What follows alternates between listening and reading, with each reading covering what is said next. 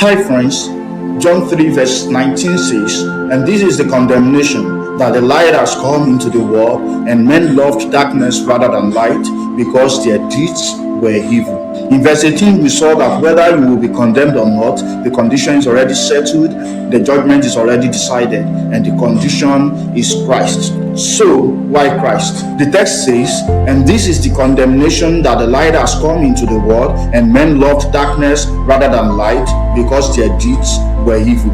When you walk on a street full of pits in a very thick darkness, you are bound to fall into the pits, since there is no light to guide you. If you are given a light, it will help guide your way, but if you reject the light, then you are in for the destructions that lies ahead, and such person can be said to have destroyed himself. What or who is the light that has come into the world? John the Baptist in John chapter 1 verses 4, 5 and 9, describing Christ, the Word made flesh, says, "In him was life, and the life was the light of men, and the light shines in the darkness, and the darkness did not comprehend it." That was the true light which gives light to every man coming into the world. Jesus himself says in John chapter 8 verse 12, "I am the light of the world. Whoever follows me will never walk in darkness, but will have the light of life."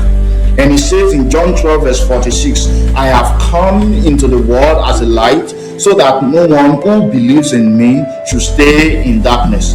Therefore, Jesus is the only light that helps us find our ways into salvation. Hence, by rejecting Christ, we are rejecting the salvation he has brought and our only way of escaping condemnation and destruction. Note, the first statement of the text says, "And this is the condemnation."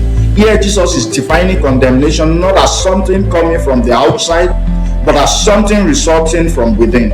The judgment, which is the decided decision of your case, is not something laid down for you, but something you lay down for yourself by the virtue of your choice, either to follow the light of life, guiding you into salvation, or to reject it to your own condemnation. It is surprising to see that men love darkness rather than light, which means they prefer darkness to light.